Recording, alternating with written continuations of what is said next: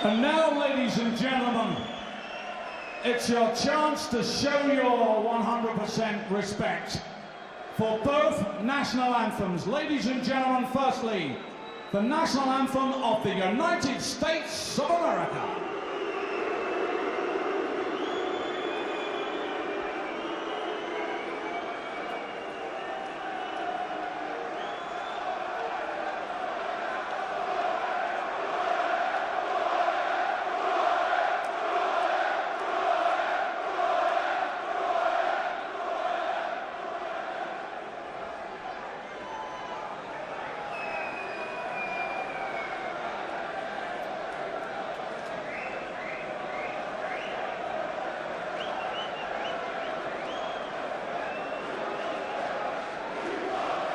Ladies and gentlemen, Yusaf Mack!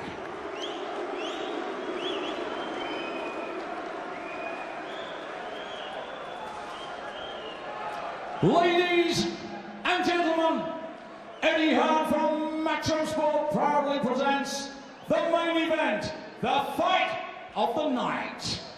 12 rounds of boxing for the IBF Super Middleweight Championship of the world, sponsored by Betfair. Don't settle for less, and Lonsdale, and a very warm welcome to the viewers joining us live here on Sky Sports HD and Sky 3D, and a very special welcome to the millions of viewers joining us around the world.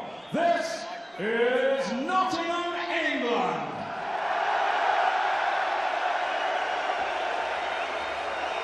And ladies and gentlemen,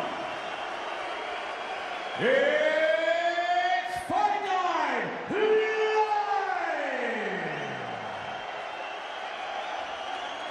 All the officials have been appointed by the IBF and Association of the British Boxing Board of Control, and our fight supervisor from Texas, USA, Dave McCulloch. The steward in charge from the British Boxing Board of Control is Mr. Charlie Giles. Our area representative is Matt Harris. The inspectors working in the corners red and blue are Richard Vaughan and Jim Betts. Timekeeper at the bell is Tony Dunkley. And the three scoring judges. From Italy, Francesco De Rufo. From England, Steve Gray. And from the USA, Patrick Morley. The referee in charge of the action from Preston, England, Mr. Phil Edwards. And now, ladies and gentlemen, introducing to you the challenger fighting out of the red corner. Wearing the red, white and blue trunks and weighing in a championship weight of 12 stone, 37 fight record, 31 wins, 17 inside the scheduled distance. 4 losses, 2 draws, comes to the ring as the reigning USBA light heavyweight champion from the city of Bromley, Philadelphia, USA. Yusaf Mack.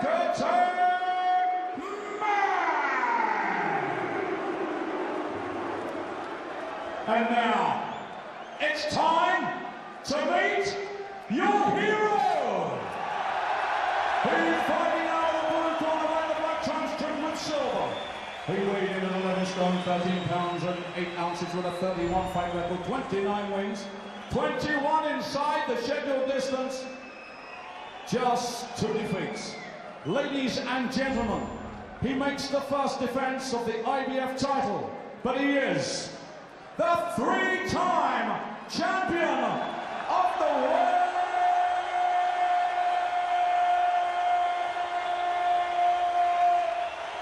And the fighting pride of Nottingham, England.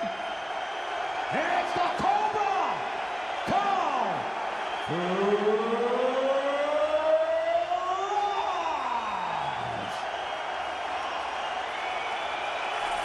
So, away we go then. 12 rounds of boxing for the IBF Super Middleweight Championship of the world. Gentlemen, you've had your instructions in the dressing room. You know what I expect of you. Follow my instructions, break when told, watch your heads in close, and above all, defend yourselves at all times. Touch gloves. Well, a fast start is what's required from Carl Froch. That's what Robert Mack and his trainer has been preaching throughout his training camp, because they've looked at Yusaf Mack and they know what he can do. He's got quick feet, he's got fast hands, he starts very well indeed, and he's certainly got the speed to make Froch miss. And they don't want to give him any kind of bridgehead to work with. They want to get on top of him and get on top of him early. That's the theory. Let's see how it works in practice. And watch out for the left hook of Yusaf Mack. It's a useful weapon, and he'll want to land it. Yeah, well, coming from Philadelphia, you reckon they're going to have a left hook. He's slick, he's quick, he knows all the moves. I don't know that I think power is maybe a problem. He does well against good opponents up until the halfway stage, and he seems to lose his way. So you can expect him maybe to start quickly, and maybe Froch will find it difficult pinning him down. So a cool head, and just keep things nice and steady in the early stages for Froch. And this cauldron-like atmosphere in Nottingham probably isn't going to faze him. He's had a terribly tough upbringing. Seen an awful lot of personal tragedy close up. So a few thousand baying boxing fans aren't going to bother him one little bit.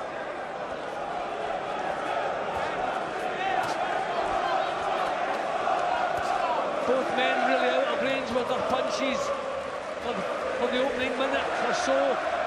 Just some cagey stuff going on. He looked to throw a right hand. Froch blocked up an early one, and he blocked that up as well, and getting straight down to work here, Froch. And forcing Mack to hold. I think the difference I saw with Froch in the Boutte fight is when he decides to attack, he puts everything into it.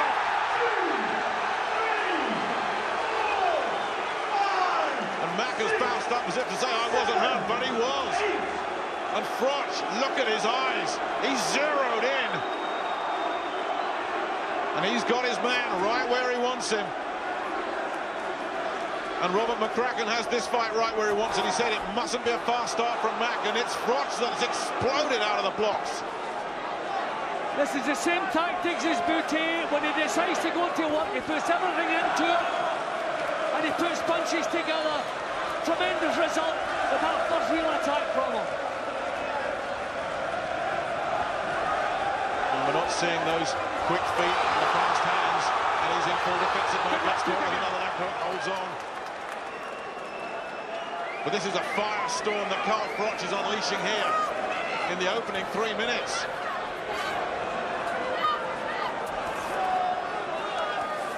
And Mack's only real chance surely was to get off to a quick start, put 2 or 3 rounds in the bank. This has been near disaster for him. And again caught wide open again and all over the place. And Froch could get him out of there early. Good body shot. Mack praying for that bell. See, when you have the confidence of the chin that Froch has, you can just set up attacks. Yeah, I think shell-shocked is a word for Yusaf Mack. He's shell-shocked. He does not know what's hit him in the opening round here. What a start. Better than any of us dared to expect. And Yusaf Mack is looking as if to say, what on earth just hit me? Yo, give me that guy. I got This is what just hit him.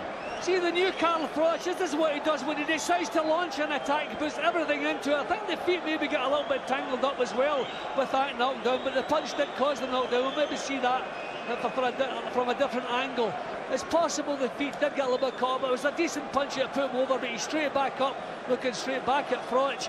But he took big punches after that, and you have to admire the way when Froch decides to go to work. He puts everything into it. There are no range finders. Every punch with mean intention. That was a glancing blow behind the ear, and over it goes. Round 2, the Cobra out, ready to strike again.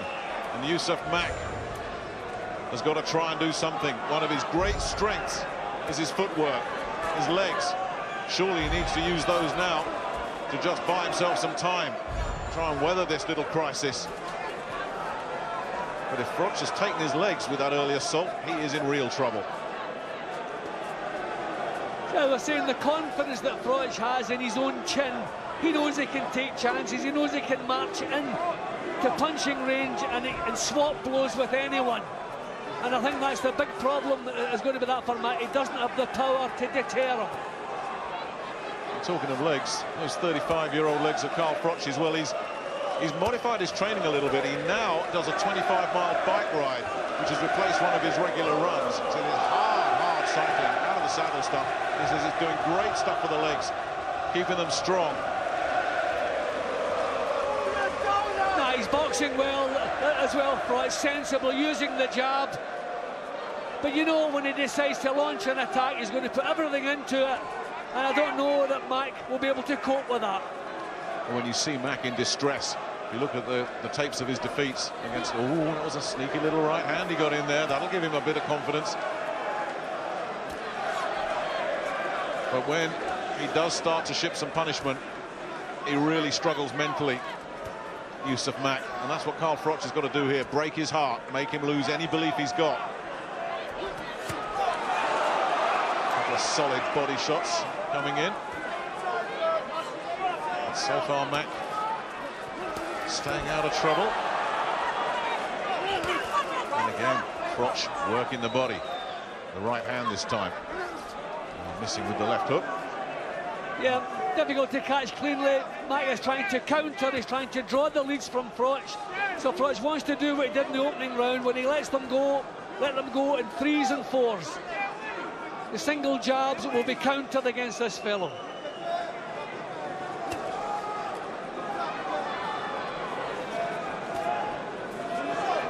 A bit more patient from Froch. A lot of people here were expecting that he would rack things up. But Mack showing a little bit of boxing intelligence himself here, staying out of range. That sneaky right hand as well earlier in this round. We need a few more of those to slow Carl Froch down. Yeah, not a lot landed in this round. A good double body attack from Froch early on in the round, but most just slightly out of range. Oh, good shot there. That wasn't, yeah, the right hand came through, got him, followed up with another right hand, and Mack trying to fight his way back out of it, gets caught again. I think the gum shield flew out there, right on the bell.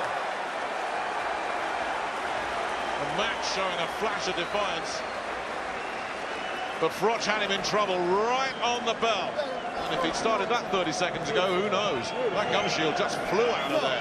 Only thing you do is just stand in the same spot. Every big punch. You understand? You hear me say? Froch lands is shaking this fellow up. That's right. See, it's the change I see in Carl Froch recently is the fact that when he decides to launch an attack, everything is put into that. He has the confidence of knowing he can walk through what the other fellow has, and he's prepared to do that. He knows he can land bigger punches than the ones that are coming his way. And look at the commitment when he sets himself to work here. Just total commitment, prepared to walk through anything. Well, it's shades of what we saw against Lucian Bute, an utter destruction job. When he does unload, watch out. Well, Mack has been on the floor. But apart from the last few seconds of that second round, it was a better one for him. Let's see if Froch can keep that pace up, just discourage him a little bit more. It's certainly been the start that McCracken wanted. He didn't want Mack getting his nose in front early and thinking, hello, I might be able to get something here. The right hand from Mack catches Froch. But you see, you know by the way that Mack sets himself up that he can't get power into any punches. He widens his stance, you know, he's ducking low to draw the lead, so you know that he can't come back with anything powerful, you know, from that stance. So Froch can just, when he decides, just march straight up and let the shots go. That's what will his power be like down at super middleweight. It's 5 years since he boxed at super middle, and he lost to Librado Andrade and decided, you know what, I'm going to go up to 175. Here he is back down at 168, and he only just made it on the scales. What will that do to his power?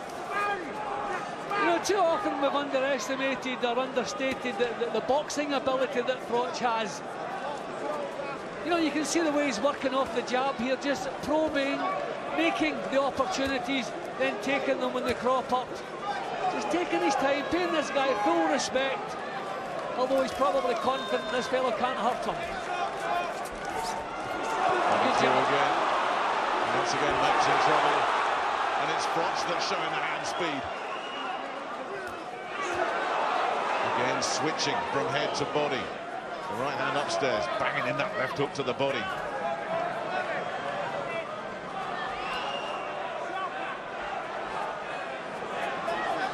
Again, control from Froch. Not just all guns blazing, looking for the next opening. And Mack not showing us a lot at all. Just showing the patience here. I mean, Mack is outgunned. He's not able to outsmart Froch. He's not able to outbox him, so he must be asking himself, what am I going to do here tonight? Froch walking through him.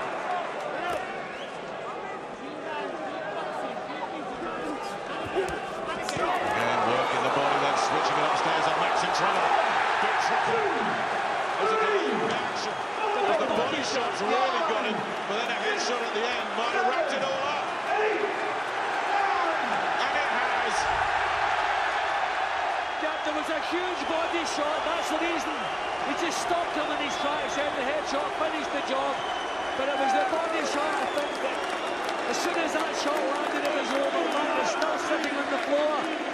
He's speaking, I think, it wouldn't surprise me if there's serious rib damage there. I mean, that was a tremendous shot and a tremendous finish.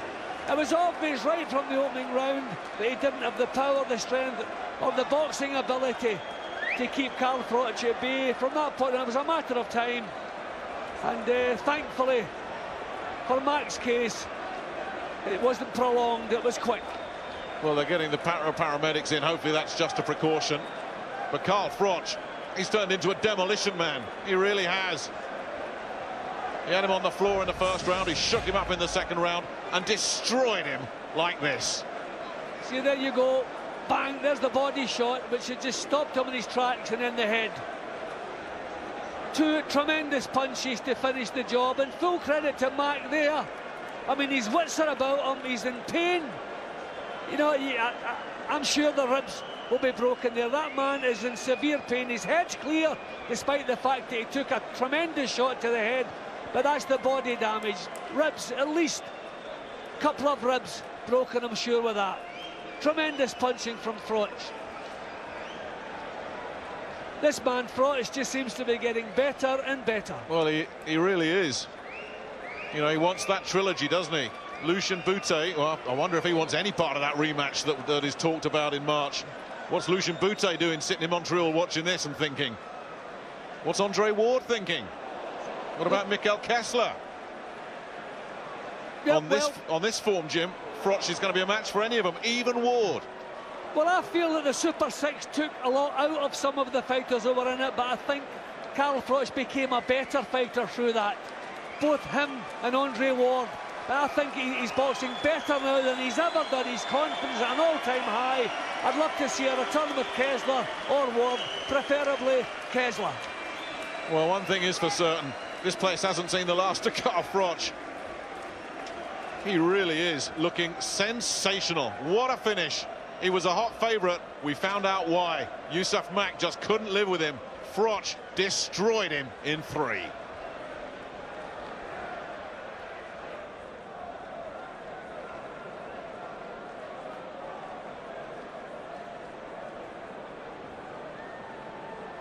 Ladies and gentlemen, 2 minutes and 30 seconds of the third round.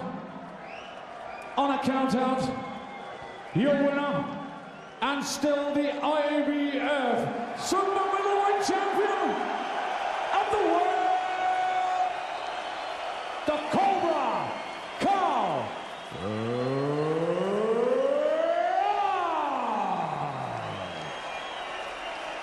And now to present the coveted World Championship belt, fight supervisor Dave McCulloch of the IBF.